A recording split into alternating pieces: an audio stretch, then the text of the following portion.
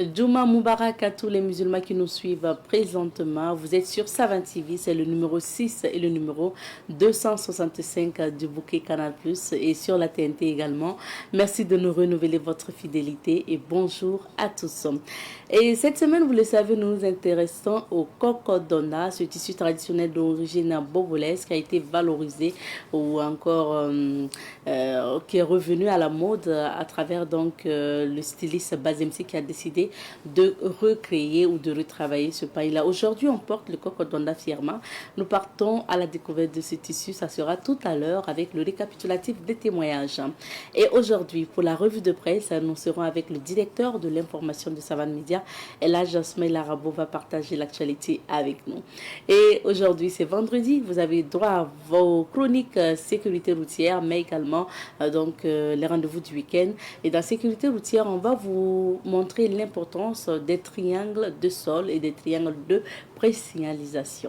Alors, ne zappez pas. Puisque vous n'avez pas de raison, restez avec nous jusqu'à 9h00 sur Savane TV.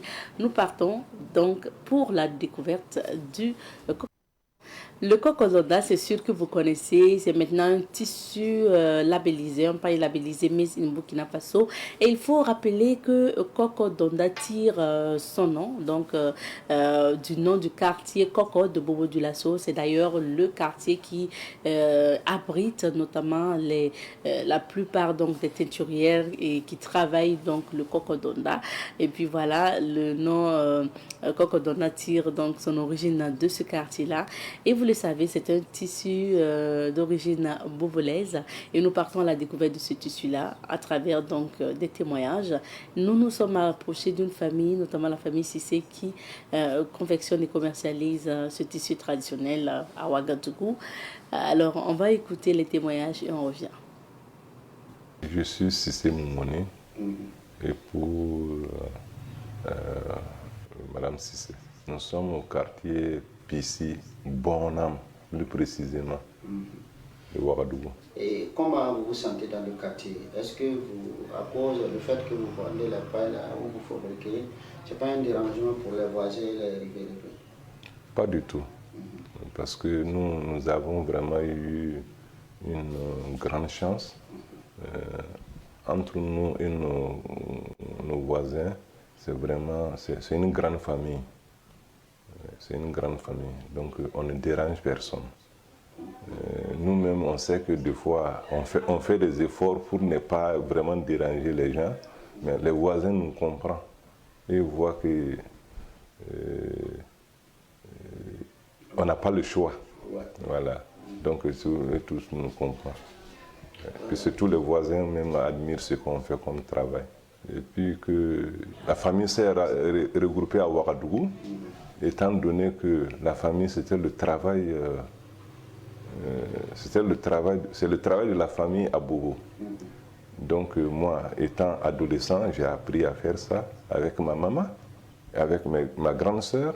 Et maintenant, quand je me suis marié, je continuais à faire jusqu'à ce que je suis rentré dans l'administration publique. Maintenant, j'ai été affecté à Ouagadougou et j'ai fait venir ma femme. Bon, il y a un regroupement familial à Ouagadougou. Et c'est à partir de Ouagadougou maintenant, on était les seuls dans tout Ouagadougou à faire de Kokodonda. Ça, c'était depuis dans les années 90 à Ouagadougou. On était les seuls à faire dans le Kokodonda. Donc, comment ça se faisait? La descente, quand moi je descendais du travail, le soir, je préparais le tissu et je la laissais. Le lendemain matin, elle passait à la teinture. Parce que chez nous, c'est comme ça qu'on travaille. C'était la petite entreprise familiale. Donc l'homme prépare, la femme fait la teinture. Comme ça qu'on faisait. Jusqu'à ce que Bazemsi découvre notre boutique au Grand Marché. Voilà. Et ça a vraiment pris beaucoup de l'ampleur aujourd'hui. Dès lors que Bazemsi a découvert votre boutique, la production était devenue maintenant comment? La production s'est multipliée. La production s'est multipliée. Puisque depuis que Bazemsi a lancé le produit, Et puisque ceux qui portaient le produit, c'était la classe, une classe bien connue. Ce n'était pas tout le monde. Aujourd'hui, il y a la classe intellectuelle qui s'est intéressée à ça. Les citadins de la ville s'est beaucoup intéressé à ça. Donc, ce qui fait que ce qu'on produisait ne peut pas nous suffire. Ne pouvait pas du tout nous suffire. Donc, ça a pris comme ça jusqu'à aujourd'hui. On est même passé à la petite entreprise familiale qu'on faisait monsieur, madame avec ses enfants. On a dépassé notre stade. Maintenant, on est obligé de recruter des ouvriers pour faire le travail. Oui. Maintenant, c'est les ouvriers, puisque nous-mêmes, on ne peut plus faire le Kokodonda, puisque ça nous dépasse. Nous-mêmes, bon, on se contente de manager seulement, c'est tout. La labellisation, c'est une chose qui est très bonne. Et ça va empêcher les copies industrielles, ça c'est un. Secondo, la labellisation, ce n'est pas dit que Kokodonda labellisé, que tout Kokodonda, on doit forcément labelliser. Non. Puisque la labellisation répond à un critère. C'est quand vous répondez à ce critère-là, vous remplissez ce critère que vous pouvez être labellisé. Et en ce moment, les pains, on peut l'exporter à l'extérieur, à l'international. Et les pains ont une traçabilité. Voilà. Sinon, manière que nous, on a l'habitude de faire le Kokodonda, c'est vraiment, il n'y a pas de traçabilité en tant que tel. On travaille beaucoup à la tête. Voilà. Je ne sais pas si je me fais comprendre. Il n'y a pas beaucoup de traçabilité. Maintenant, avec la labellisation, le Kokodonda sera... Il y aura une traçabilité, ça veut dire que le Kokodonda que vous allez payer aujourd'hui, paf, vous labellisez, vous prenez avec le label, vous donnez, vous répartez chez le producteur, il va te reproduire exactement la même chose. Ça veut dire que c'est vraiment une très bonne chose. Mais cela n'empêche pas le Kokodonda, les gens vont continuer à produire le Kokodonda comme habituellement. Voilà. Mais il ne peut pas être labellisé sans qu'elle remplisse les conditions. Présentement, on n'a pas encore estimé ça en tant que tel, mais ça dépend de la quantité qu'on va nous commander. On s'organise en fonction de cette quantité. Puisqu'on prend les ouvriers on les paye par rapport au travail fait. Voilà, on paie les ouvriers par rapport au travail fait. Ils n'ont pas un salaire proprement dit comme ça, c'est des contrats. Ils ont fait tel nombre de pains, on les paye tant de francs. Donc en ce moment, on a nos équipements tout. On peut en produire milliers de pains. On peut en produire milliers de pains, comme on en produit une centaine de pains seulement aussi. Et il faut qu'on remercie beaucoup Sébastien Bazemo. C'est vraiment grâce à lui que la pain Kokodonda a pris de l'envol. C'est vrai que nous l'avons beaucoup soutenu, on continue à le soutenir et on continue toujours à le soutenir. Vive le Kokodonda. Vous écoutiez à l'instant le témoignage de M. Cissé qui confectionne et commercialise le Kokodonda à Ouagadougou. On poursuit avec cette émission. Maintenant, on va feuilleter les journaux ensemble dans la revue de presse. Aujourd'hui, le directeur de l'information de Savan Média et l'agence Maïla Rabou. Bonjour. Bonjour Azeta. Bonjour à vous tous. Bonjour à vous toutes. Bienvenue. Merci. On retient quoi les titres aujourd'hui? Les journaux sont relativement en retard par rapport à l'audiovisuel, comme il y a eu le jour férié où il n'y avait pas de parution à l'occasion de l'Ascension. Donc les journaux sont encore au Koundé d'or, mais il y a du nouveau quand même avec la déclaration des chefs traditionnels. On va en parler. Nous commençons avec aujourd'hui au Fassoum. Koundé 2024, Amzi, l'autre Gandaogo national, remporte l'or.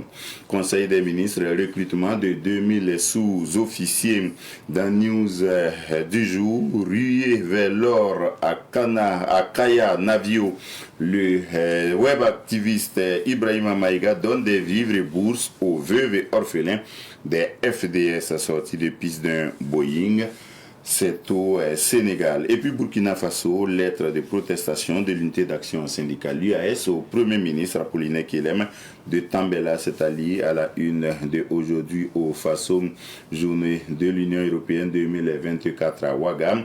Les 27 sont aux côtés du Burkina dans sa lutte contre le terrorisme. Ambassadeur Daniel Aristide.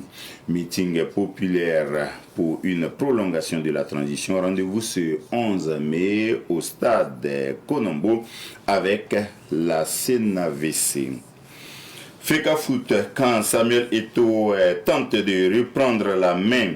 Résultat présidentiel au Tchad, l'ange proclame naturellement le général Kaka gagnant. Nous passons au journal Le Quotidien, célébration de la musique burkinabé Amzi Sacré, Koundé d'or 2024. Compte rendu du Conseil des ministres, aussi Ali, dans Aujourd'hui au Faso, transition burkinabé, la CNAVC annonce un meeting de soutien ce 11 mai. Dans Digne d'intérêt, Ouaga, un vieil homme vole un groupe électrogène. SNP, les entreprises privées, les sociétés d'État et autres invités à transmettre la liste de leurs employés non à jour. Seb de Lato d'incendie dans le Passo, les difficiles collaborations entre le CCEB et les enseignants. Spéculation autour de la pénurie de ciment. L'association des cimentiers de Burkina invite les revendeurs au respect des prix. Police nationale, le gouvernement autorise le recrutement de 2000 sous-officiers. Le journal Le Pays affiche à sa une ce matin, journée des coutumes et des traditions. Les chefs coutumiers comptent mettre l'accent sur la quête de la paix et de la sécurité. Dans Popuri, commune de Ouaga, un militaire abattu par son collègue. Rupture de dialogue social, l'UAS interpelle le Premier ministre. Conseil des ministres, recrutement de 2000 sous-officiers de police acté. Koundé 2024, Amzi remporte l'or. Et puis Médias d'Afrique, le sommet à l'Africain reprend du service après 10 ans d'interruption. Semaine de Poko, 8 façons pour un homme de dire je t'aime. Mystère psychique et spirituel, si votre mental est puissant, vous attirez tout ce que vous imaginez de positif selon Roch Bakiono. Et puis nous terminons avec le quotidien. L'observateur Palga, le doyen des quotidiens, avec Koundé 2024, bienvenue à Amzi dans le cercle de l'homme. Dans une lettre pour l'Aïe, à la page 6, on peut lire JCT, Journée des coutumes et traditions. Rendez-vous ce 15 mai chez le Moro. Conseil de discipline du Goumi 9 reporté Mousbila Sankara au capitaine Ibé. Future assise nationale le 8 mai du Front patriotique. Niger-Bénin, il y a de l'eau dans le pipeline. Et puis liberté démocratique et syndicale pour terminer. L'UAS interpelle le Premier ministre sur le respect des lois. Merci. C'est ce qu'on peut lire à la une des journaux ce matin. Merci Elhaj. On reste sur donc, le grand titre du journal Le Pays. Oui. Ce matin, on parle de cette déclaration des chefs traditionnels. Tout à fait. Déclaration qui a été faite hier dans la matinée au palais de Sa Majesté le Moro Naba Bango, qui était à l'occasion entouré par les autres dimas du terroir Mouaga, comme le Yatenga, le Zungrantenga, le Fada, le Boussouma. Non, eux ils n'étaient pas là, c'était le Moro Naba pour le terroir Mouaga, et puis les chefs suprêmes des autres communautés, en particulier par exemple le chef du canton de Dédougou, le chef du canton de Gawa, l'émir de Dori, l'émir du Liptako. Voilà, c'était la diversité de la chefferie traditionnelle et coutumière au Burkina, et puis aussi la diversité et la richesse culturelle dont le Burkina a le secret. Et c'est inédit, c'est une première, puisque le Burkina va vivre pour la première fois la journée des coutumes et traditions, jour férié, le 15 mai prochain. pour consacrer la reconnaissance officielle par l'État de la religion traditionnelle, qui est la religion, c'est comme ça que les gens disent, des ancêtres, voilà, et qui est la religion qui compte aussi, tout autant que les autres religions, probablement, beaucoup d'adeptes, mais qui peut-être n'ont pas eu l'organisation qui permet par exemple aux chrétiens, aux musulmans de se réunir en fédération, pour les protestants la FEME, pour les catholiques la conférence épiscopale Burkina-Niger, pour les musulmans la FAIB, et c'est peut-être ce qui a fait que on a attendu jusqu'en 2024 pour avoir la reconnaissance d'une telle journée. Les chefs traditionnels ont dit dans leur déclaration qu'ils remercient le chef de l'État, le gouvernement, pour avoir consacré cette journée-là à la religion traditionnelle. C'est couplé aussi avec la nécessité de diffuser nos us et coutumes et nos traditions, et sous ce temps-là, ça peut concerner l'ensemble des Burkinabés, quelle que soit leur religion. C'est une journée au cours de laquelle chacun peut se remémorer un peu ce qu'il a de culturel, ce qu'il a comme lien avec sa communauté, à Ouaga, au village, un peu partout dans le pays, parce que nous sommes tous, tout autant que nous sommes, de communautés différentes, mais appartenant à une même patrie, qui est le Burkina Faso, et donc nous avons une même source à laquelle nous devons nous abreuver. Les chefs traditionnels ont remercié, et puis ils ont dit qu'ils étaient contents que l'État confirme que la laïcité est une réalité, puisque ça veut dire que l'État n'a pas choisi d'aider quelques religions et d'oublier d'autres.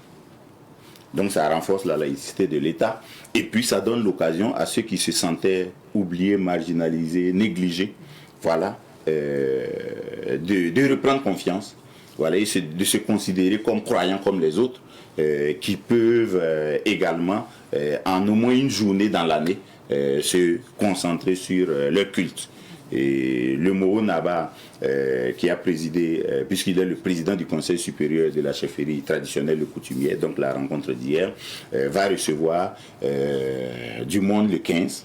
C'est ce que l'Obs dit. Donc le programme prévoit 2 activités dans le palais du Moro Naba le 15 mai prochain. Et donc ce sera l'occasion pour nous autres journalistes d'aller voir comment ça va être célébré, mais pour les curieux aussi, d'aller vivre ce qu'il y a à vivre. Mais ça ne veut pas dire forcément que parce que vous êtes partie prenante à cette journée-là, vous êtes forcément de la religion traditionnelle. Voilà, on peut faire la part des choses entre appartenir à la religion traditionnelle et puis valoriser sa culture et ses traditions. C'est bien que les choses se précisent. Hein, oui, mais ça va se préciser. En fait, c'est pourquoi souvent les gens utilisent indistinctement chef traditionnel, chef coutumier. C'est pas la même chose. Voilà. Et c'est l'occasion, par exemple, d'expliquer aux gens que le chef traditionnel, c'est par exemple le Moro Naba. C'est par exemple, c'est pas le Lalé Naba, c'est par exemple le chef des Moro Mandaré. Il gère les communautés, les populations. Ils sont des chefs des populations. Ils gèrent les litiges, ils donnent des messages de paix, ils reçoivent les gens pour les encourager quand ils font de bonnes choses. Ils peuvent appeler des gens pour leur faire des remontrances et leur dire ne faites pas ça, c'est contre la qualité de la cohésion sociale, tout ça. Eux, ils gèrent les hommes. Et puis, il y a les chefs coutumiers. Exemple, les Tengso Bandamba, chez les Mossé, qui sont les gardiens des fétiches, des traditions, de la terre. Eux, ils sont dans le culte traditionnel. Eux, ils sont dans le culte traditionnel. Par contre, les chefs traditionnels, là, eux, ils peuvent être musulmans, chrétiens, et puis être chefs traditionnels. Une fois, j'ai reçu un candidat à l'élection présidentielle en 2015, ça ne va pas être long, et puis il est chef de village, donc chef traditionnel, mais pas chef coutumier. Et puis, je n'étais pas seul journaliste, quand nous étions plusieurs, et puis nous l'avons présenté comme un chef coutumier. Il a dit non, comme lui il est protestant, là, lui il ne peut pas être chef coutumier. Si lui il est chef coutumier, ça veut dire qu'il quitte le protestantisme. Pour les coutumiers. Voilà. Donc le chef coutumier, là, c'est celui qui égorge, hein, par exemple. Par contre, le chef traditionnel, il est pasteur, et puis il gère les gens de son village. Voilà, et ça veut dire que quand ça devient la religion traditionnelle, là, il n'est pas forcément là-dedans. Mais une fois que la religion traditionnelle a fini de faire ce qu'elle a à faire, et puis les hommes maintenant doivent vivre ensemble, lui, il s'occupe de ça. Il dit, on va mettre une école ici, l'État est venu nous voir et pour voir comment on peut aider l'État parce qu'il y a une vaccination. Il gère les gens comme ça. Lui, c'est le chef traditionnel. Donc, le 15 mai, là, va nous aider à davantage clarifier les choses pour les uns et les autres. Bien sûr. Voilà. On prend maintenant le deuxième sujet, on s'intéresse à l'UAS qui s'en prend au Premier ministre. Qu'est-ce qui se passe? Bon, là-bas, en fait, quand le capitaine Ibrahim Traoré est arrivé, il a mis son gouvernement. Il y a eu une tentative de dialogue entre les deux parties. Négociation gouvernement-syndicat, on a transformé ça en rencontre gouvernement, voilà, pour voir un peu les préoccupations des travailleurs. Ça a chopé. Bon, parce que ça coïncidait avec la période où les syndicats ont dit que le gouvernement réprimait des manifestants, faisait pression sur des leaders syndicaux, les menaçait, ne garantissait pas les libertés individuelles et collectives, et l'espace démocratique n'était pas ouvert à tout le monde. Et donc les syndicats ont dit non, nous voulons au préalable que ces questions-là de liberté individuelle et collective soient résolues. Donc il n'y a pas eu la rencontre. Et puis les syndicats disent à travers l'UAS que le Premier ministre, lui, il fait des discours et puis il attaque tout le monde, y compris le monde du travail. Donc comme il n'y a pas de dialogue direct, et comme le Premier ministre parle, et aussi ils vont parler mais par lettre interposée.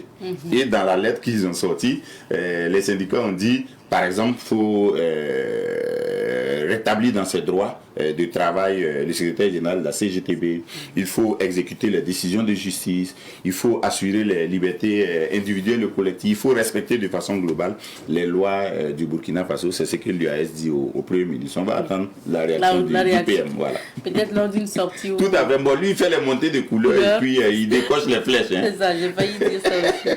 On s'intéresse à la déclaration aussi du Front patriotique sur les assises nationales. Vous savez que l'Assemblée législative de transition a adopté une proposition de loi pour dire qu'il faut faire des assises nationales au plus tard 1 mois avant la fin de la transition du capitaine Ibrahim Traoré. Donc ça va se faire dans les semaines à venir.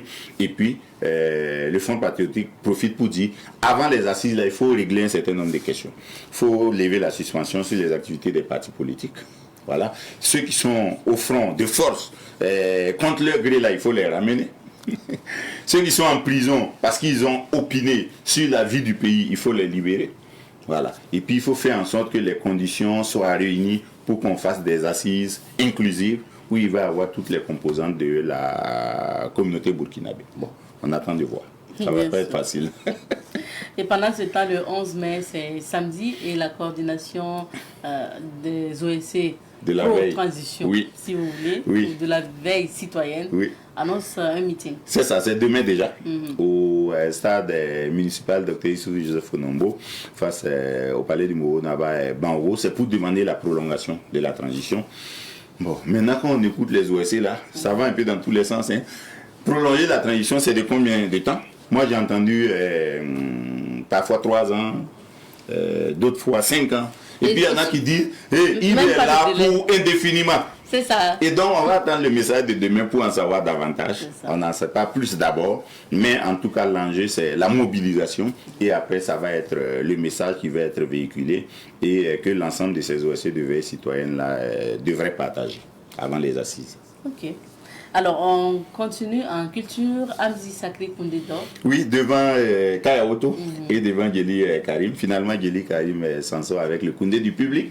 Bon, pour Amzi, c'était quand même mérité. Je crois que, soit journaliste culturel, forcément, même bon, pas musique aussi, très très musique, oui. Bon, mais j'avais pensé à Amzi, voilà, avant même le verdict du jury, bon, parce qu'il paraît un peu plus ancien que les autres.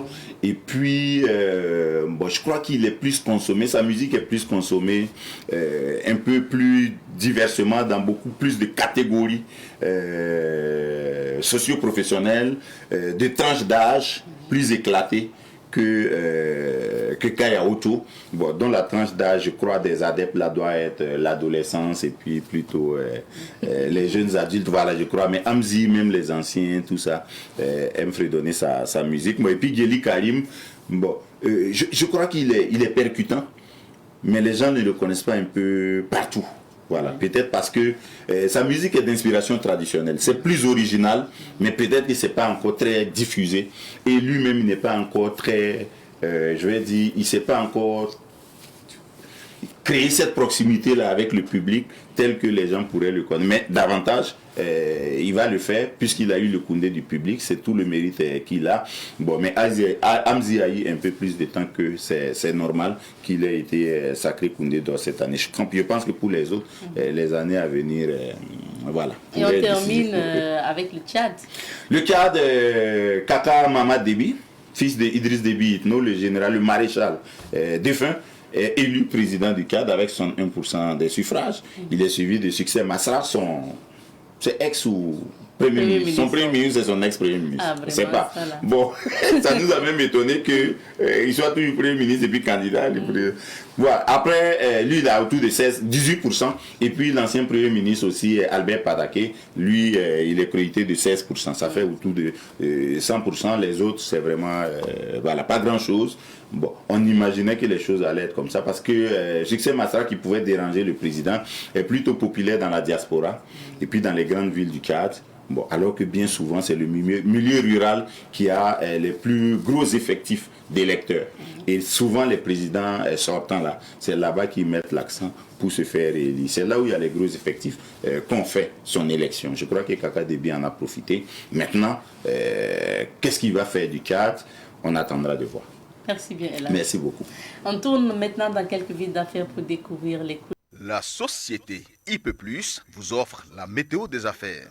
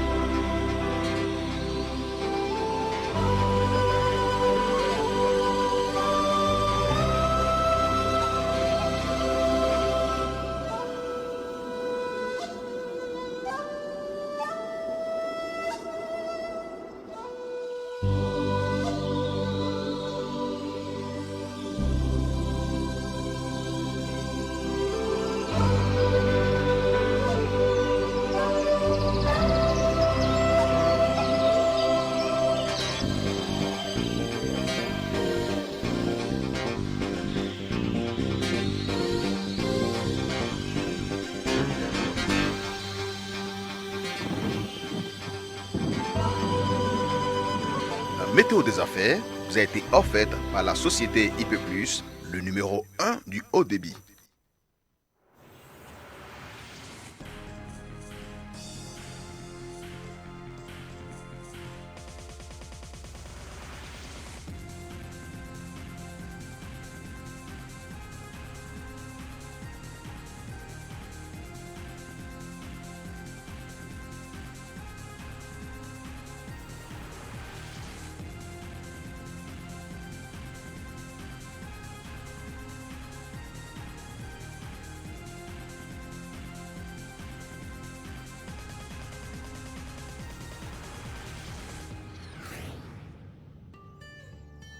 Savan TV, la télévision des nouvelles idées.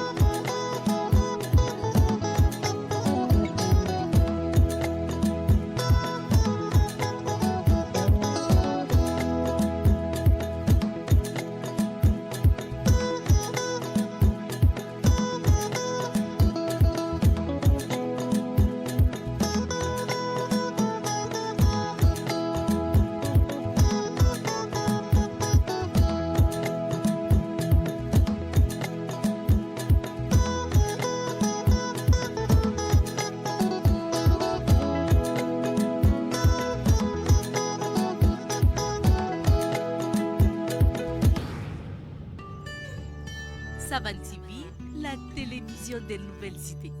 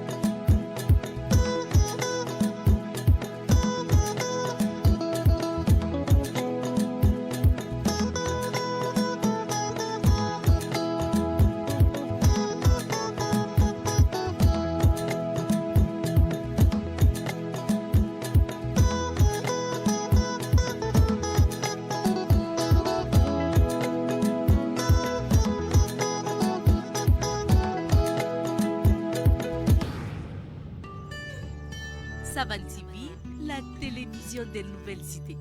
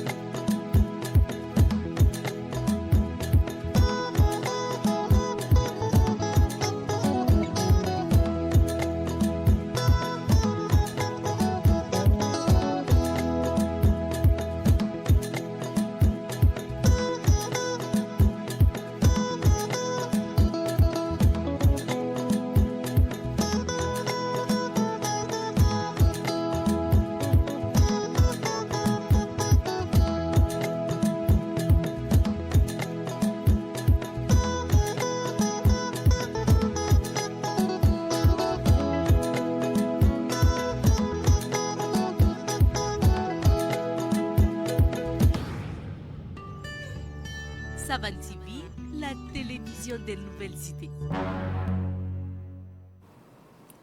Merci à vous de votre attention et merci d'être fidèle à Bonjour le Faso. Aujourd'hui, pour la rubrique invité du jour, nous vous proposons un élément, c'est un entretien que nous avons eu avec M. Assamadou Guiré, qui est donc de la coordination des OSC pour la veille citoyenne, qui organise d'ailleurs demain samedi, donc notamment un meeting de soutien à la transition. Je vous invite à regarder l'interview et on revient pour la suite. Nous recevons aujourd'hui donc Monsieur Assamadou Guiré.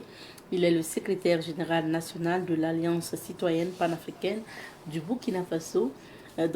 Bonjour Monsieur Guiré. Bonjour Madame Nikima et bonjour à l'ensemble des téléspectateurs et téléspectatrices de la télévision des masses populaires, la télévision Savane TV. Merci beaucoup à vous, Monsieur Guiré. Et je rappelle que l'Alliance citoyenne panafricaine du Burkina Faso est membre de la coordination générale en fait, de veille citoyenne. Et c'est cette coordination qui organise un meeting le 11 mai prochain. On en parlera tout à l'heure. Mais avant, dites un mot quand même sur votre alliance. Alors, l'Alliance citoyenne panafricaine du Burkina, comme son nom l'indique, est une organisation qui regroupe à son sein plusieurs associations de la société civile burkinabé, avec des leaders connus plus ou moins sur la scène nationale et internationale pour leur engagement aux côtés donc, des autorités de la transition.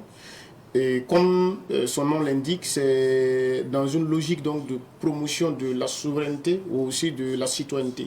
Parce que vous savez que la citoyenneté n'a de sens que si elle est active. Si elle est inactive, elle n'est pas que inactive, elle est inutile.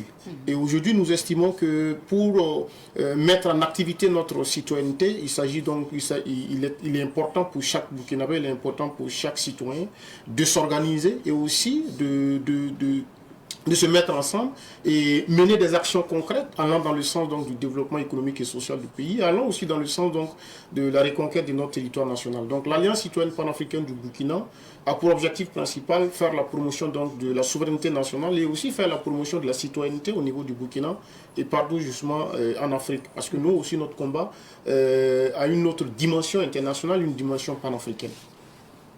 Et donc cette alliance est membre de la coordination générale, donc c'est un peu les mêmes objectifs, hein, pratiquement. Oui, tout à fait. La transition, souveraineté. Oui, tout à fait. Les organisations de masse, les organisations donc, qui accompagnent la dynamique de refondation du capitaine Ibrahim Traoré ont jugé nécessaire de se fédérer donc, les actions, de se fédérer les forces en mettant en place la coordination nationale de la veille citoyenne, ceux généralement qui occupent nos ronds-points. Qu'on appelle Waïyan. Les Waïyan, communément appelés Waïyan. Et donc, la coordination nationale regroupe donc l'ensemble de ces organisations-là. Et aussi, la coordination regroupe aussi des organisations professionnelles, des organisations aussi d'étudiants et aussi des organisations qui évoluent dans un certain nombre de domaines et qui apportent donc des solutions aux problèmes de développement de notre pays. Alors, pour parler de l'actualité, il y a eu cette manifestation il y a quelques jours devant l'ambassade des États-Unis suite au rapport donc, de l'ONG, on va dire, donc le rapport de Human Rights Watch concernant donc la situation au Burkina Faso, si vous voulez, donc des déclarations sur peut-être des... on ne va pas dire transgression, mais voilà, vous avez tenu à manifester contre ça. Alors, pourquoi? Vous savez, nous sommes dans un monde beaucoup plus mondialisé, où par la magie d'Internet, par la magie justement des antennes de télévision et de radio, nous avons accès à toutes les informations et nous avons aussi accès à certaines données. Et vous voyez qu'il y a eu des conflits, il y a eu des cas où des organisations comme Human Rights avaient justement contribué à accélérer le processus de déstabilisation de certains États. Nous voulons parler naturellement de la Libye, où dans certains rapports de Human Rights, il est dit clairement que Kadhafi justement était dans une posture où il massacrait ses populations, et c'est ce qui a justifié l'intervention de l'OTAN au niveau de la Libye. Et à la suite, nous nous sommes retrouvés avec l'assassinat de Kadhafi, et aujourd'hui vous voyez tout ce qui se passe au niveau donc du Sahel, la résultante et la conséquence de ce qui s'est passé donc en Libye en 2011. Et au-delà de ça également, vous avez vu en Irak et des organisations donc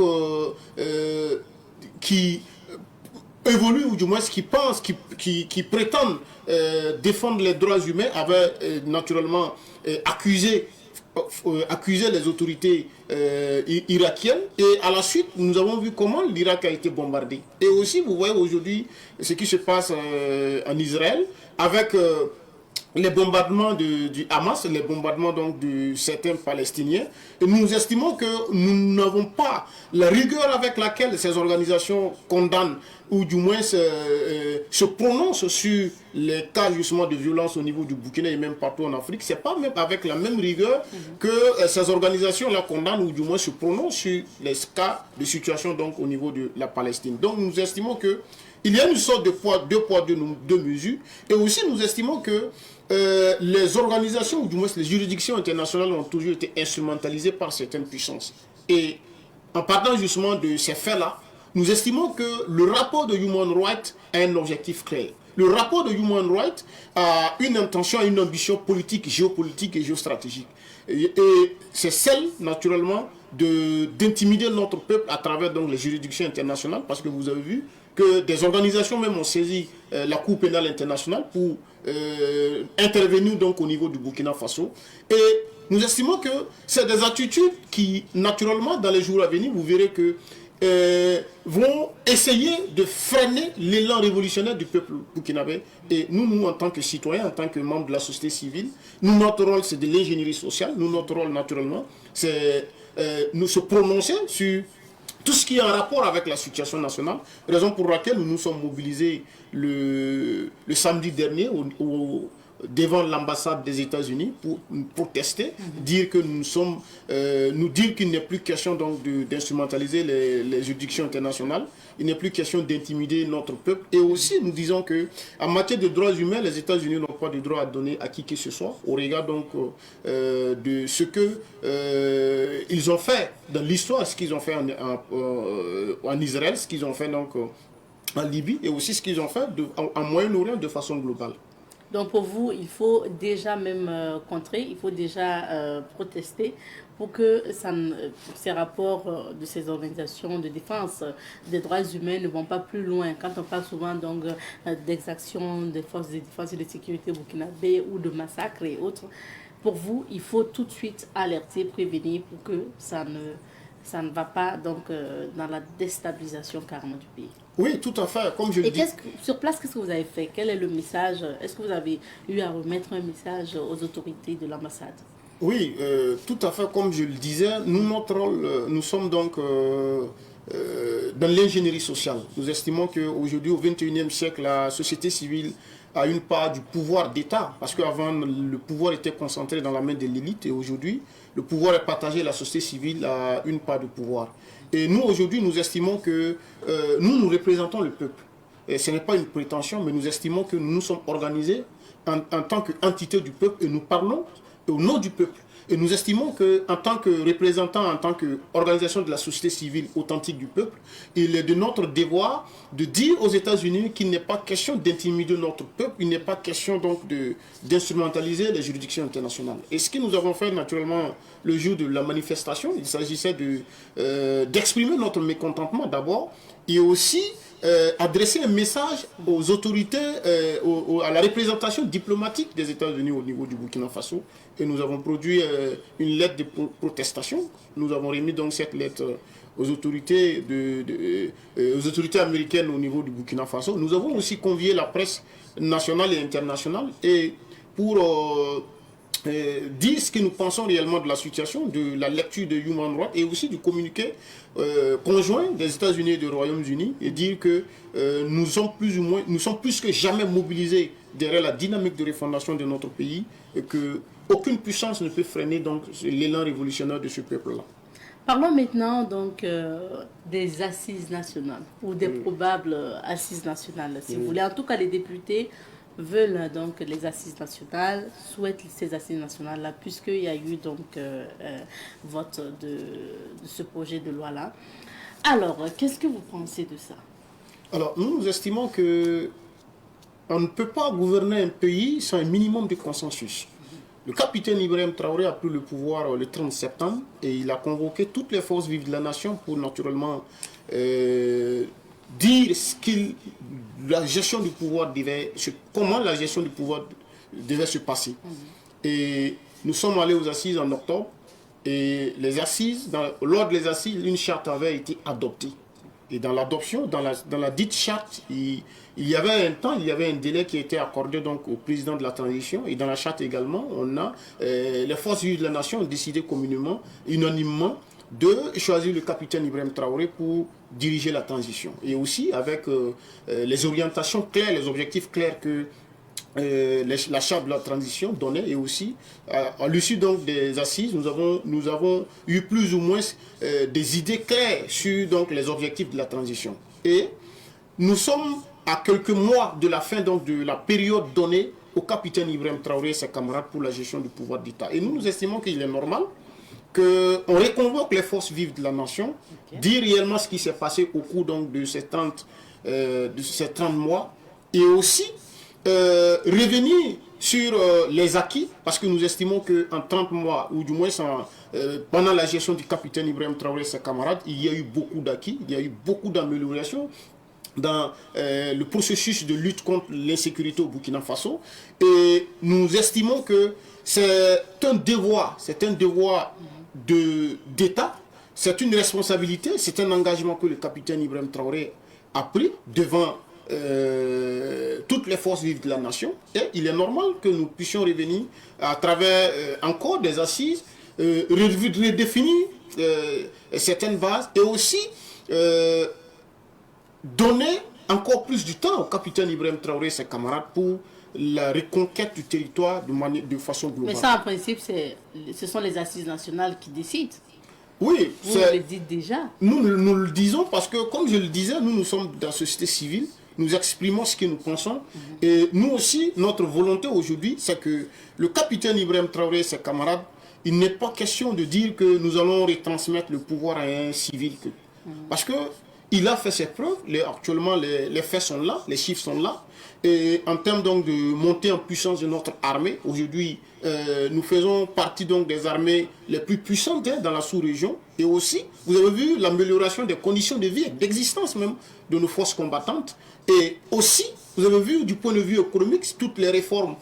Aussi, sur le plan donc de la souveraineté, vous avez vu comment nous sommes arrivés à mettre fin à certains accords qui maintenaient notre peuple dans l'esclavage. Et vous avez vu aussi la création donc de l'Alliance des États du Sahel. C'est l'ensemble donc de ces faits-là qui aujourd'hui nous convainc que le capitaine Ibrahim Traoré est la personne idéale qu'il fallait pour le Burkina Faso. Il n'est pas question de dire que nous allons repartir à une transition civile, parce que aujourd'hui, le plus important pour les Burkinabés, ce n'est pas qui dirige. Le plus important pour le Burkinabé, c'est la bonne gouvernance. C'est de répondre aux aspirations profondes du peuple burkinabé. Et nous pensons que en allant aux assises, c'est pour revenir réorienter un certain nombre de choses. Sinon, sur la question donc, du choix du capitaine Ibrahim Traoré, il n'y a pas de... Ça doit rester intact. Oui, il n'y a pas de débat sur la question, parce que d'office, il est le président. Nous l'appelons président de la République, pas président de la transition, parce que pour nous, il incarne véritablement celui-là qui devait être, ou du moins celui-là qui est le chef de l'État, parce que c'est un homme d'État. Alors, Monsieur Guiré, et le Front Patriotique a fait une sortie, vous avez certainement lu dans la presse aujourd'hui, et qui quand même donne des propositions pour même ces assises nationales-là. Si la décision est d'inclure tout le monde, comme il a été donc le cas en octobre, donc s'il est question d'inclure tout le monde, c'est que quand même on va donner un peu de liberté à ces OSC, un peu de liberté à ces partis politiques-là, pour que quand même ils puissent même se sentir bien pour s'organiser pour les assises. S'il est question aussi donc d'assises donc inclusives, il est important aussi de libérer certaines personnes aussi qui ont été arrêtées comme ça et qu'on ne sait vraiment pas, bon, il n'y a pas plus de lumière sur leur arrestation et tout. Qu'est-ce que vous pensez aussi de ça? Est-ce que c'est pas important aussi quand même de pouvoir faire des gestes pour pouvoir, avant de tenir ces assises nationales? Alors, d'abord, vous revenez sur des appréciations pour apprécier la lecture du Front Patriotique. Nous estimons que c'est une lecture parcellaire et sélective. Pourquoi nous le disons? Nous le disons parce que, en réalité, lorsque nous lisons la déclaration en profondeur, nous voyons qu'il y a une fixation qui est faite sur une catégorie de personnes. Et nous estimons que c'est de la bourgeoisie. Parce que on ne peut pas aujourd'hui, et d'abord on ne peut pas aujourd'hui dire que nous sommes à une situation où l'économie ne va pas. Pourtant, nous savons que nous sommes en guerre et les chiffres aujourd'hui, les chiffres nous démontrent que nous sommes dans une performance économique. En 2022, nous étions à 1,2% taux de croissance. En 2023, nous sommes passés à 4,4% et avec une projection pour 2024 de 6,4%. Et face à une telle situation, nous estimons que l'économie, malgré la situation difficile que nous traversons, l'économie se porte très bien. Et aussi, attention quand même. Non, les difficultés que vivent ces entreprises-là aujourd'hui, c'est une réalité. Je veux parler même du panier de la ménagère, c'est difficile quand même. Nous le disons, vous savez... L'économie, c'est tout ça aussi. Oui, mais c'est difficile partout. C'est difficile. Vous êtes une journaliste, vous savez ce qui se passe en France. Vous savez également ce qui se passe aux États-Unis. Et lorsque vous prenez dans la sous-région, vous voyez comment est-ce que la vie est difficile. Chère la vie est extrêmement chère partout. Elle devient plus chère aussi quand même au Burkina. Non, je vous en prie, vous prenez le taux d'inflation dans la sous-région et même en Afrique, vous verrez que nous n'occupons pas forcément la première place. Nous estimons aujourd'hui que nous sommes dans une situation complexe, nous sommes dans une situation particulière. Nous traversons une crise et au-delà de cela, il y a des réformes qui sont faites pour permettre à ce que nous puissions réindustrialiser notre pays parce que nous étions dans une situation où on importait presque tout. Et donc, nous estimons que, du point de vue économique, nous pensons que le pays est sur les rails de la bonne gouvernance économique. Ça, c'est le premier élément. Le deuxième élément également, on ne peut pas catégoriser des personnes qu'il faut inviter nécessairement au niveau donc, des assises nationales, tout en faisant une exclusion d'une catégorie de personnes. Parce que c'est sciemment fait. C'est sciemment fait. Pourquoi nous le disons? Parce que c'est de nous ramener en réalité à la même approche, à la même posture que le Burkinabé, ou du moins les gens avaient eu après l'insurrection populaire de 30 et 31 octobre 2014. On a regroupé une catégorie de l'élite politique, une catégorie de la bourgeoisie burkinabé pour choisir justement de comment devait se passer la gestion donc du pouvoir d'État en 2014. Et vous avez vu les conséquences, nous sommes passés après une année de transition à un pouvoir démocratiquement élu. Vous avez vu également comment ce pouvoir-là a géré ce pays et là où est-ce que ce pouvoir-là nous a amenés. Et c'est naturellement pour la raison pour laquelle que le capitaine Ibrahim Traoré et ses camarades ont pris les armes pour exprimer leur mécontentement et aussi restaurer la dignité du peuple burkinabé. Donc pas question de rebeloter pour vous. Pas question de rebeloter et nous estimons que ils sont dans leur droit parce que c'est des Burkinabés, ils peuvent aussi s'exprimer sur la gestion. Ils ont bien dit propositions pour donc les assises nationales. Oui, c'est des propositions, mais nous estimons que ce sont des propositions non pertinentes, ce sont des propositions guidées avec des intérêts précis. Et nous ne rentrons pas naturellement dans ce cadre-là parce que nous estimons qu'aujourd'hui, les autorités burkinabées sont suffisamment dotées de bonne foi, sont suffisamment aussi dotées d'intelligence pour organiser les assises en allant dans une posture d'inclusion. Parce que tous les Burkinabés, sans exception, toutes les couches de la société, toutes les forces vives de la nation seront conviées à ces assises à venir. Alors, parlons maintenant donc, de la date à venir, le 11 mai, parce que vous n'attendez pas forcément donc, les assises ou la date des assises pour tenir ce meeting-là. Et vous l'avez dit clairement, meeting de soutien à la transition donc, ou au pouvoir actuel. Pourquoi, en fait, décider encore de se réunir? Alors, vous savez que le Norbert Zongo qui nous enseignait en substance que la vie, ou du moins le combat doit se faire de façon perpétuelle. Chaque jour que Dieu fait, chacun de nous mène son combat. Et la lutte pour la libération des peuples est une lutte de longue haleine. Il ne faut pas baisser la garde. Il faut être toujours aux aguets. Il faut toujours se mobiliser. Et Sankara aussi nous l'enseigne. Il faut se mobiliser, il faut convaincre. Les réactionnaires, il faut toujours avoir des attitudes pour convaincre toujours les réactionnaires à rejoindre le rang de la lutte. Et nous, ça fait la énième manifestation donc, de toutes les organisations de la veille citoyenne. C'est encore une fois de plus réitérer notre engagement aux côtés donc, de la transition, aux côtés des autorités de la transition. Et aussi appeler toutes les forces vives de la nation, appeler tous les Burkinabés à se remobiliser. Parce que vous voyez que nos ennemis ne dorment pas. Vous avez vu le rapport de Human Rights et la déclaration aussi des États-Unis et des Royaumes-Unis. C'est en quelque sorte quelque chose qui se prépare. Donc, nous aussi, nous devons aussi nous mobiliser, nous devons nous organiser. Et nos organisations s'organisent pour anticiper aussi des velléités de déstabilisation de notre pays.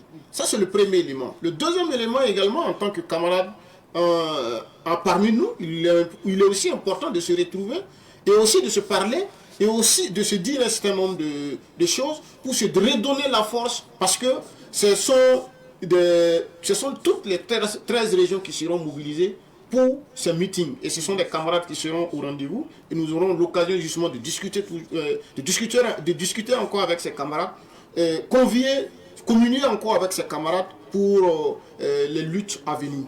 Et je vous prends au mot, vous avez dit tout de suite le énième rassemblement ou encore la énième mobilisation.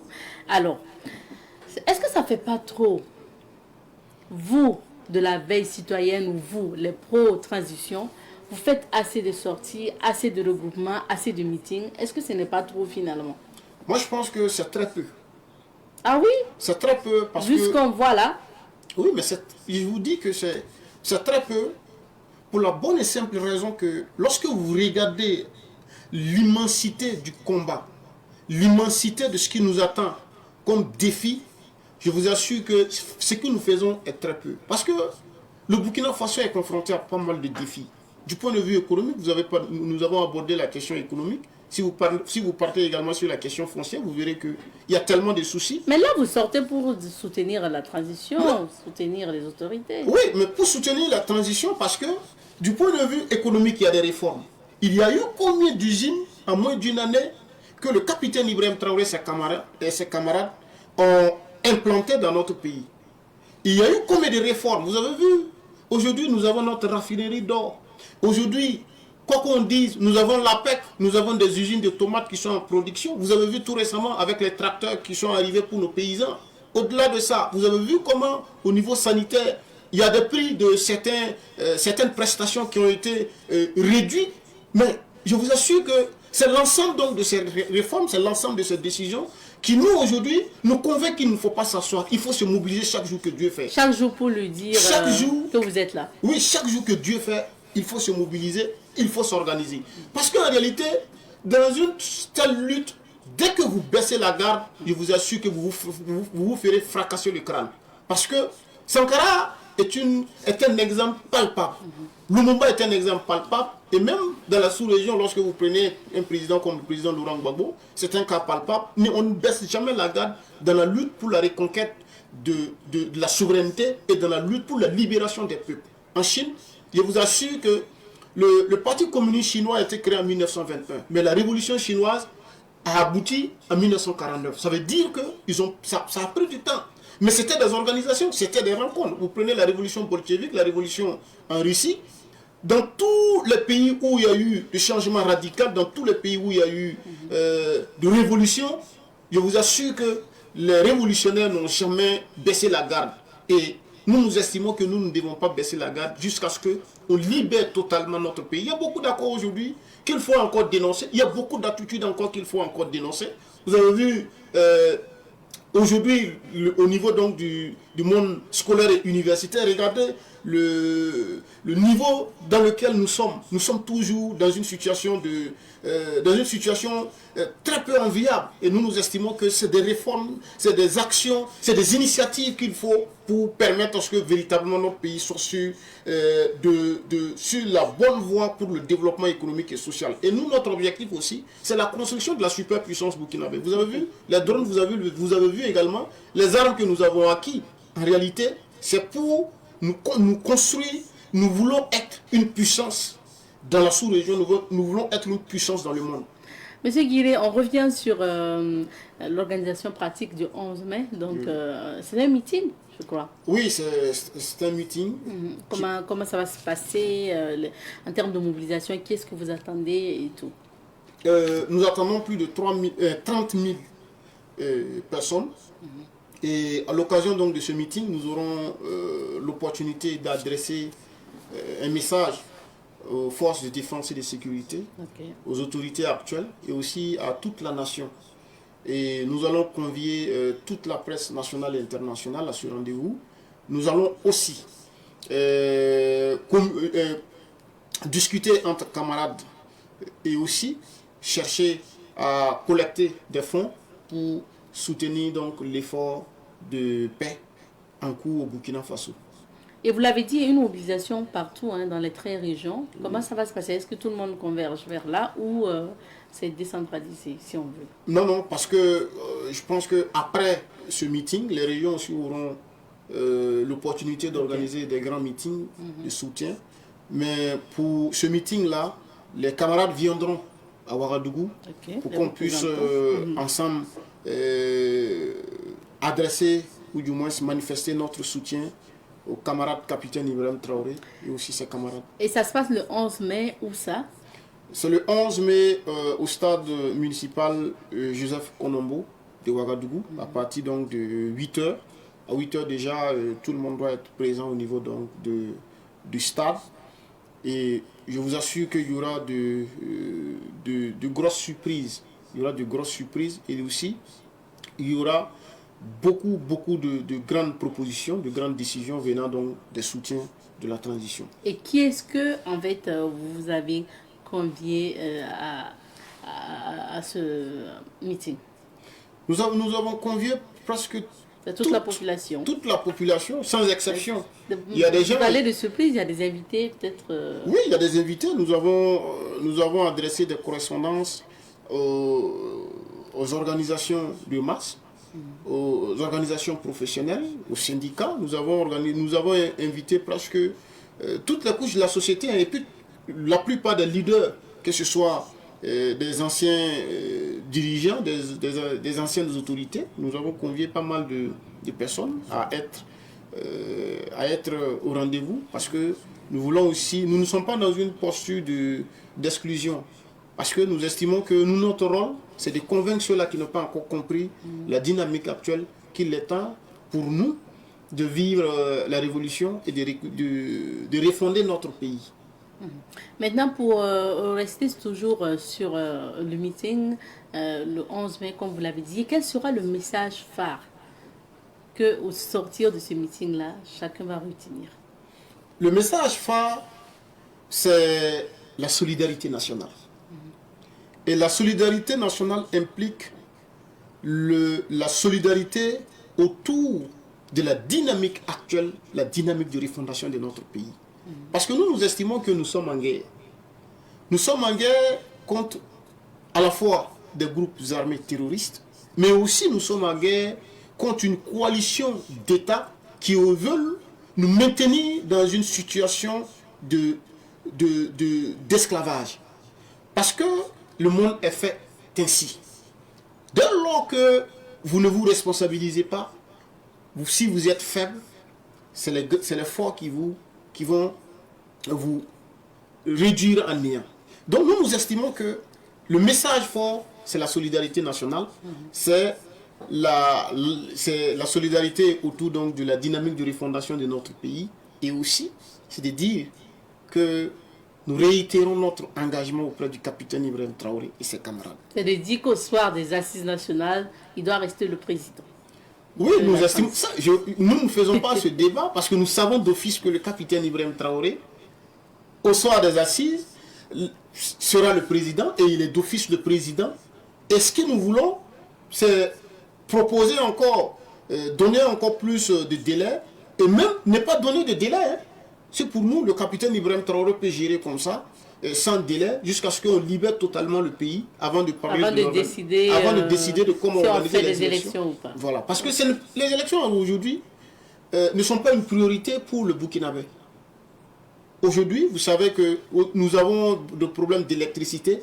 Ceux qui subissent ce problème d'électricité, si vous leur posez la question à savoir s'ils préfèrent l'électricité aux élections, ils vous diront qu'en réalité, ils préfèrent l'électricité.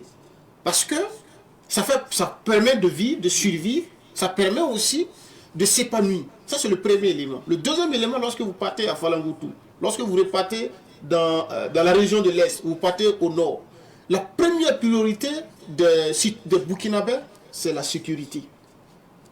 Donc nous estimons que les Burkinabés ont tellement de priorités que l'organisation des élections. D'autant plus qu'en 2020, nous avons organisé des élections et en 2022, il y a eu un coup d'État. D'autant plus que depuis 1960, nous avons organisé plusieurs élections, mais ces élections-là nous ont apporté où? Au contraire, des gens ont payé des terroristes, des gens ont rançonné des terroristes pour l'organisation des élections en 2020. Attention, monsieur Guillet, attention à ce que vous dites. Non, mais c'est le chef de l'État qui le dit. Alors, c'est le chef de l'État qui le dit. Moi, je crois beaucoup. Moi, je crois en ce que le chef de l'État dit parce qu'il ne dira jamais des contre-vérités au peuple burkinabé. Et c'est devant l'opinion nationale et internationale qui s'est adressé officiellement en disant qu'en 2020, des groupes armés ont reçu de l'argent avant l'organisation des élections. Et si ce n'était pas avéré, je vous assure que les anciennes autorités allaient sortir pour démentir. Mais jusque-là, c'est silence radio.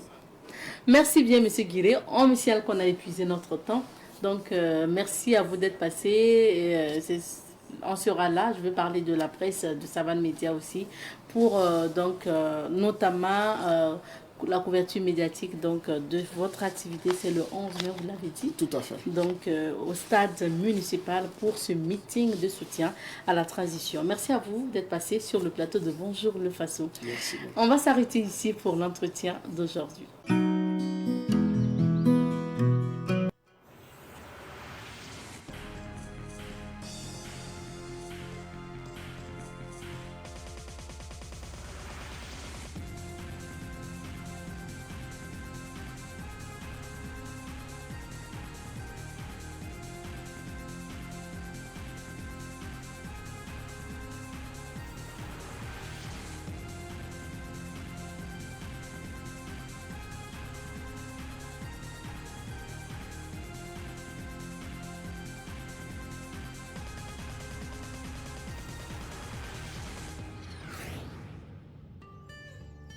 Savane TV, la télévision des nouvelles idées.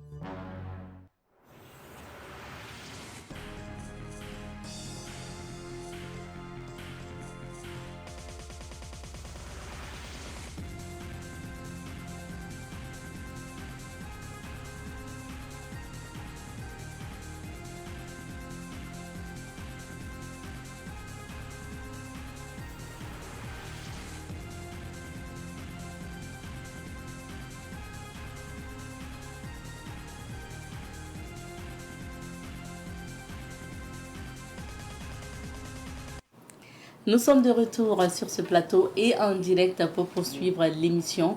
Alors, Honoré Onadja est bien installé pour sa chronique. C'est la chronique Les Rendez-vous donc du week-end. Notre honorable Honoré, en mode boubou. Anistorma Honoré. Ça va bien. Amanga foli lase mi man flera nu ko bi koni kera juma lo voilà ala ka bi juma de ka baraka. Voilà, Kachini Kenya dit en bel adjellement. Et puis pour revenir là, on dira tout simplement bon Juma Moubarak. Voilà, à l'endroit de nos frères et sœurs musulmans. Je me retrouve maintenant. Amen. Alors, Honoré, maintenant, on débute les rendez-vous du week-end avec un événement reggae, on va le dire, avec les Marley d'Or. Tout à fait, nous sommes à la 11e édition des Marley d'Or et qui parle de Marley d'Or, c'est que c'est cette grande cérémonie-là qui permet de récompenser tous ces reggae makers là, voilà, qui évoluent et qui se battent pour pouvoir voilà, passer le message. Parce que quoi que l'on dise, ces personnes-là n'ont pas leur langue dans la poche. À travers leurs différentes sonorités, ils partagent des moments et des messages, mais aussi des messages conscientiseurs. Alors, pour la 11e édition, le rendez-vous est pris le samedi déjà demain du côté du Siaou, pour vous vivre pleinement la 11e édition du Marley d'Or, qui va permettre aussi à des artistes burkinabés de presser, mais également à des artistes venus d'ailleurs aussi de partager la même scène avec ces artistes burkinabés. Parmi eux, on peut citer Ismaël Isa qui viendra de la Côte d'Ivoire, on peut citer Abou Sadik du Ghana, on peut citer Zedes du Burkina Faso qui sera là pour émerveiller le public, Jay-Z Kankelen sera là, et Folio le nuage, voilà, on pourrait dire, voilà, Flora Paré et bien sûr Nourat Lion. Donc nous allons vous demander tout simplement de débourser la somme de 1000 francs et 2000 francs. Et également apporter votre soutien aux différents artistes qui sont en compétition, parce qu'on ne sait pas qui des trois repartira à la maison avec l'or. Il s'agit bien sûr de Martin Thierry, il s'agit de Ima Ado et bien sûr de celui-là qu'on appelle le Rasta Commando, qui n'est autre que Iron Bender. Alors nous allons vous demander de toujours les soutenir, car c'est la culture de Burkina qui gagne dans son ensemble. Et le rendez-vous est pris demain à partir de 19h du côté de Siao pour vivre pleinement la 11e édition du Marley d'Or. Maintenant on parle cinéma. Cinéma, nous parlons cinéma avec déjà le programme du Ciné Neroya. Voilà un film qui a débuté son chemin, voilà, qui le continue. Il s'agit bien sûr du film qui nous est proposé par ce grand réalisateur qui n'est autre que Tariq Ahmed Sako. Voilà, le film est intitulé Madou le cerveau, et bien sûr Maître qui paraît, qui de Maître qui paraît ou de Madou le cerveau s'en sortira. C'est ce film-là que nous vous demandons voilà, de venir découvrir aux séances de 18h30, 20h30 et 22h30 jusqu'au 12 mai. Voilà, pour un prix d'entrée de 2000 francs et 2500 francs. Du côté du ciné Burkina, à la demande des cinéphiles, on rebelote ce film-là à un succès de Draman Ouedraogo, qui n'est autre que Malia, aussi loin que dure la nuit. C'est ce film-là que l'on vous propose aux séances de 18h30, 20h30 et 22h30. C'est aussi pour un prix d'entrée de 2000 francs et 2500 francs. Et je rappelle que pour ceux-là qui n'ont pas encore suivi le film sera projeté jusqu'au 12 mai. Donc voilà ce qu'on pouvait dire pour le côté cinéma. Et comme on le dit bien, qui aime la vie va au cinéma. C'est ça. Et on y sera d'ailleurs ce week-end. Il suffit juste de choisir où aller. Alors Honoré, on termine avec les rendez-vous de chez nous. Les rendez-vous de chez vous, déjà, c'est voilà, à partir de 11h, l'émission Cadeau du jour qui va permettre à toutes ces personnes-là qui vont participer à l'émission, qui nous donnera la bonne réponse, voilà, de repartir à la maison avec le cadeau. Un seul numéro à composer, c'est le 02 21 02 02, voilà, pour participer à l'émission, deviner la somme qui sera proposée aujourd'hui et repartir à la maison avec le cadeau. Alors, pour le retour sonré du côté de la télé, le rendez-vous, il est pris le samedi à partir de 14h et le dimanche à partir de 7h30. Et bien sûr, pour la rétrospective, voilà, des actualités, les pensées et proverbes, le rendez-vous, il est pris samedi et dimanche à partir de 6h sur Savane TV avec le maestro, El Capitaine, voilà, affectueusement appelé Rasmani Nikema, que nous appelons ici Capitaine. Voilà, c'est lui qui vous retrouve, voilà, pour la rétrospective du sonré et également pour la rétrospective de la pensée et des proverbes. Et pour ce qui est de la radio, le rendez-vous est pris le dimanche à partir de 6h avec également le maestro qui viendra aussi vous faire la rétrospective pour nos auditeurs et nos auditrices. 7 jours dans la savane, le rendez-vous est pris dimanche à partir de 12h45. Et bien sûr, voilà, vous avez grand rendez-vous avec 100 minutes pour comprendre cette émission-là qui vous sera présentée demain à partir de 8h. Pour vous dire tout simplement qu'on est la puissance de la communication et grâce à votre force et le courage que vous nous donnez, on espère le demeurer. Merci bien, Honoré. Merci. En tout cas, je suis ravie de te retrouver d'ailleurs. Merci. Alors, on va dire au revoir aux téléspectateurs ici, puisque c'est terminé pour l'émission d'aujourd'hui. Mais c'est terminé également pour cette semaine, puisque c'est vendredi. On prendra congé de vous pour 2 jours. Et Inch'Allah, on va se retrouver lundi avec encore 2 aventures. On dit merci à l'équipe de cette semaine pilotée par Michael Yamego à la réalisation. Merci à Ernest Zida au son. Et puis bien sûr, merci à notre tata Laura à la production. Et Nathalie était au maquillage. Cette semaine, c'était Nathalie Aurélie. Donc merci les filles. Et merci bien sûr à tous les techniciens en salle de montage. Et merci surtout à la rédaction pour l'accompagnement tout au long de cette semaine. Allez à lundi. Prenez soin de vous et surtout ne zappez pas parce que tout à l'heure, vous aurez donc la suite des programmes. À 10h, ça sera en direct les flashs d'informations avant bien sûr l'émission. Donc cadeau du jour. Prenez soin de vous et on se retrouve lundi. Cuisse. Au revoir mon week-end.